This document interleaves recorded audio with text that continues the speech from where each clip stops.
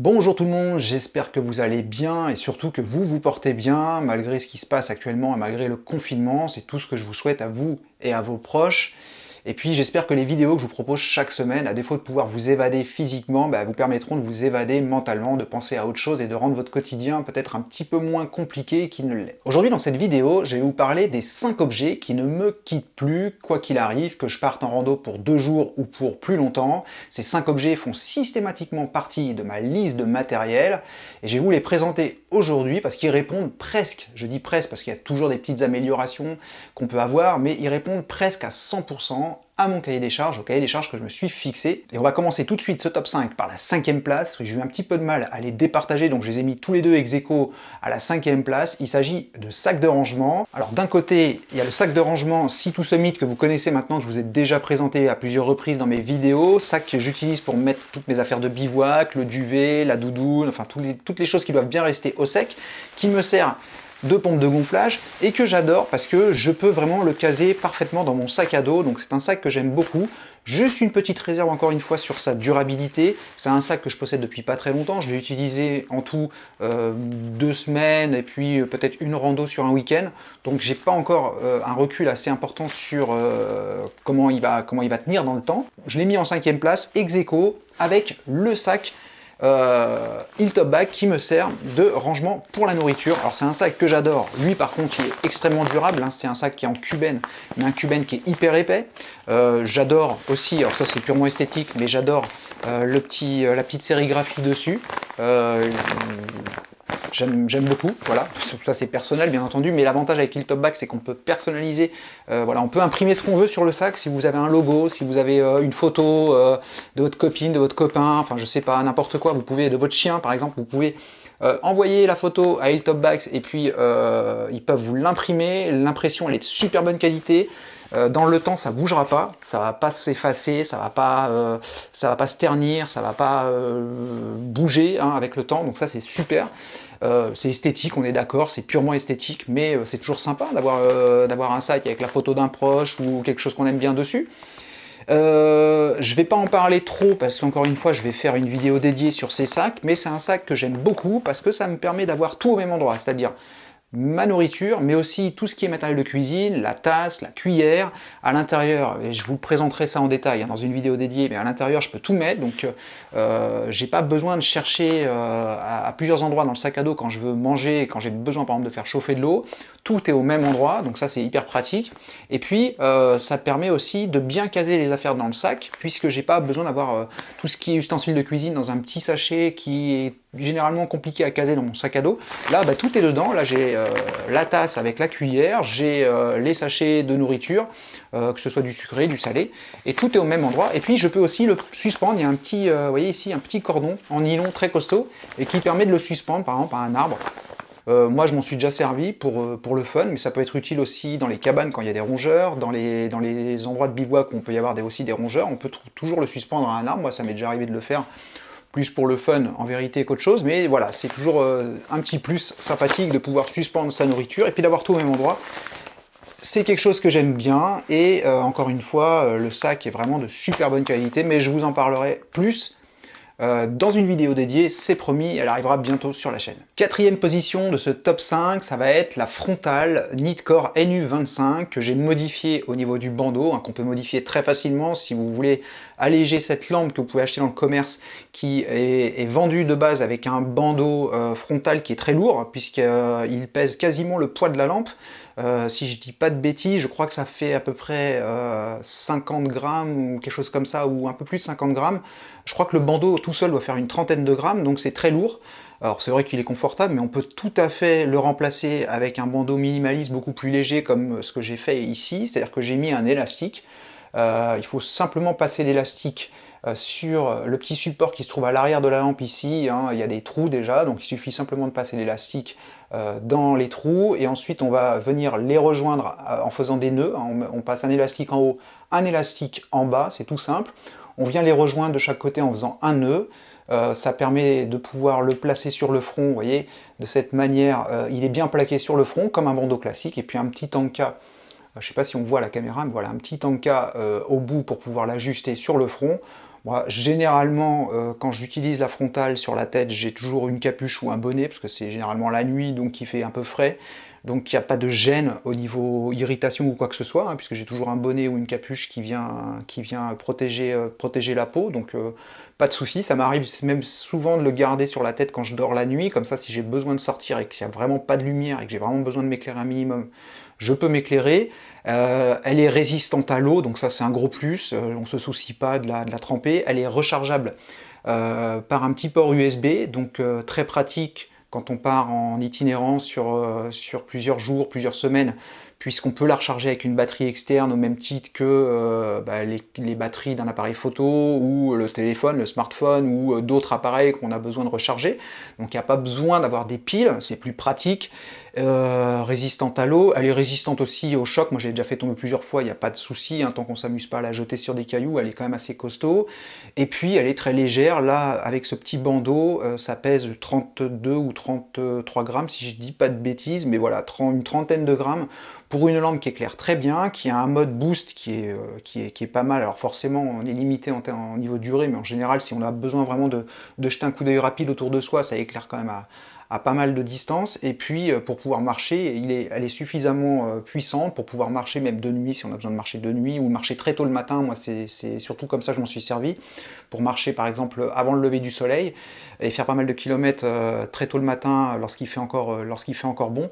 C'est une lampe qui est parfaite au niveau sécurité, elle éclaire suffisamment bien. Le petit support sur lequel on vient mettre le fil justement, si on veut l'alléger, il est orientable, comme vous pouvez le voir, donc on peut ajuster l'angle du faisceau, il est assez diffus, donc il éclaire quand même pas mal sur les côtés. Cette lampe-là, vraiment, elle est très bien pour s'en servir même à l'année. C'est une lampe que je garde maintenant systématiquement dans ma panoplie pour 30 grammes. J'ai une vraie frontale qui est relativement légère, qui est résistante à l'eau, qui a un très bon faisceau, qui a une bonne autonomie et en plus qui se recharge en USB. Donc c'est une lampe que j'ai décidé de garder systématiquement pour toutes mes sorties, et c'est le 4e objet que je garde maintenant dans ma liste en permanence. 3e objet de ce top 5, c'est la doudoune Enlighted Equipment en Apex, la Torrid Jacket que j'utilise depuis un petit moment maintenant, qui ne me quitte plus dans toutes mes randonnées 3 saisons. Elle est très compressible, vous voyez, voilà, elle prend vraiment pas beaucoup de place une fois compressée, c'est quasiment la taille d'un gros pamplemousse, on va dire. Vous voyez, c'est vraiment pas gros. Franchement, elle protège bien du froid. On a une sensation de chaleur immédiate lorsqu'on la porte. Elle est en Apex. C'est beaucoup plus rustique que le duvet, ça craint moins l'humidité, c'est beaucoup plus facile aussi à entretenir. Là, lorsque j'ai fait ma randonnée de 15 jours entre le Mercantour et le Vercors, je suis rentré, qu'est-ce que j'ai fait? Je l'ai mis dans la machine à laver, programme à 30 degrés avec de la lessive normale. Et puis voilà, je me suis pas pris la tête, ça va faire au moins la 4e ou la 5e fois que je la lave en machine. Une doudoune en duvet comme celle que je vous présenterai d'ailleurs prochainement, la 000 que j'ai, Anza 000, qui est une doudoune ultra légère mais en duvet. Tout de suite c'est un peu plus problématique pour la laver, on réfléchit un peu à 2 fois, pour la faire sécher c'est tout un bazar, il faut désagglomérer le duvet, tandis que là avec de l'Apex, on lave le vêtement en machine comme un vêtement normal, hein, un cycle court à 30 degrés. Et ça passe très bien, donc en niveau entretien, c'est beaucoup moins prise de tête. Elle pèse dans les 200 grammes, donc ultra légère. Pour des bivouacs jusqu'à 0 degré, j'utilise rien d'autre. Alors, je peux éventuellement rajouter la veste de pluie par-dessus s'il y a beaucoup de vent, comme ça me protège aussi du vent. Mais c'est une doudoune, encore une fois, pour mes randos de 3 saisons. Alors, en hiver, attention, je n'utilise pas cette doudoune, j'utilise une doudoune en plume. C'est comme pour le kilt, pour le duvet. J'utilise un duvet maintenant en Apex pour mes randos de 3 saisons. Mais pour l'hiver, j'utilise toujours un kilt en plume. Et d'ailleurs, j'ai prévu de vous faire des vidéos sur du matériel hivernal, exclusivement hivernal, prochainement, on va dire fin décembre, début janvier, je commencerai à vous faire des vidéos régulièrement sur le matériel que j'utilise en hiver, sur la manière dont je pratique le bivouac hivernal, et ça je vais vous en faire pas mal, bien sûr, pour la période qui va arriver, donc pour l'hiver.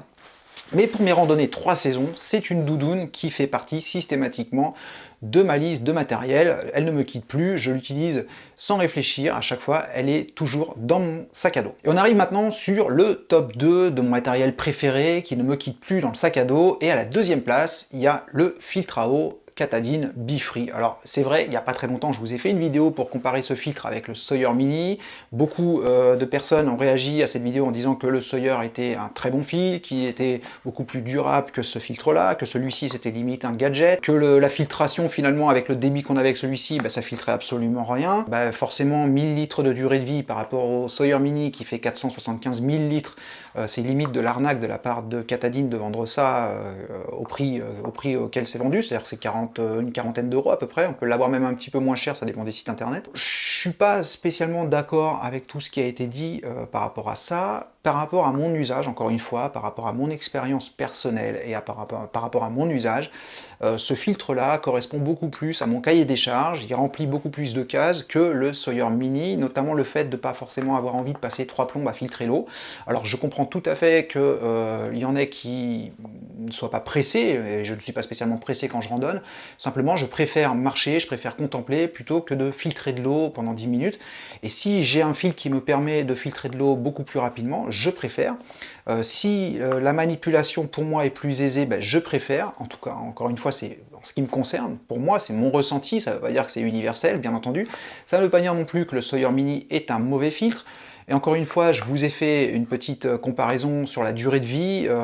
1000 litres, ça paraît peu par rapport aux 470 000 litres, mais je suis convaincu, encore une fois, que le Sawyer Mini lâchera avant d'arriver sur les 470 000 litres. Il faut imaginer un petit peu ce que c'est 470 000 litres. Encore une fois, je vous avais déjà dit que 1000 litres, ça correspondait à filtrer 4 litres d'eau par jour, 7 jours sur 7 pendant 6 mois non-stop, ce qui est déjà énorme. Il y a peu de personnes qui partent randonner pendant 6 mois et qui marchent 6 mois non-stop. Ça veut dire que c'est un filtre qui peut vous durer plusieurs années si vous randonnez de manière occasionnelle et si vous y faites un minimum attention. Donc je pense que pour une 35-40 d'euros, un filtre qui peut durer 3, 4, voire 5 ans pour un randonneur qui randonne de manière entre guillemets normale, c'est-à-dire quelques week-ends, un week-end par mois, et puis une randonnée estivale de 2 semaines ou 3 semaines, ça peut durer facilement 3, voire 4, voire 5 ans, je pense, sans problème. Donc ça reste raisonnable pour une 40 d'euros, je pense que ça reste raisonnable. Pour moi, ce filtre-là est le plus pratique que j'ai utilisé. J'ai utilisé le Sawyer Mini depuis quasiment 3 ans maintenant, celui-ci depuis environ 1 an. Et à toutes les sorties que j'ai faites avec celui-ci, j'ai adoré les étapes de filtration de l'eau parce que c'était super simple, tout simplement, ça revenait à remplir une gourde. Pour ce qui est de la qualité de la filtration, encore une fois, j'utilise depuis environ 1 an.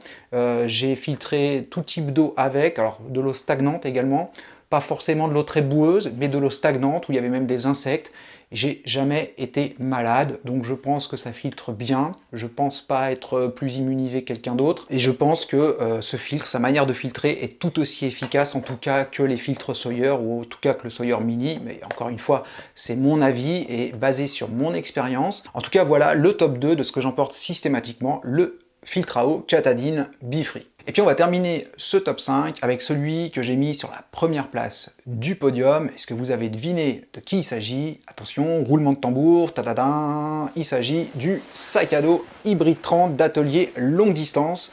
Sac à dos que j'utilise depuis la fin du premier confinement, donc à partir de mi-avril, fin avril, je crois, j'avais déjà commencé à l'utiliser. Je l'avais reçu d'ailleurs pendant le premier confinement, ce sac. Et ça va faire aller pas 6 mois, mais quasiment 6 mois que je l'ai utilisé. Et je l'aime toujours autant parce qu'encore une fois, il remplit quasiment toutes les cases que je me suis fixé sur mon cahier des charges. Première case, bien entendu, un sac relativement léger. Alors, c'est pas le plus léger, bien sûr. Hein, il fait 550 grammes ou 580 grammes, quelque chose comme ça. Donc, c'est pas le plus léger. Maintenant, il faut savoir que ce système de bretelles, forcément, ça pèse plus lourd que des bretelles classiques. Hein. Là, on n'a pas de sangle, hein, on a du mèche avec de la mousse, donc forcément, ça pèse plus lourd. Mais il reste quand même relativement léger. Il est costaud, il est très bien fait.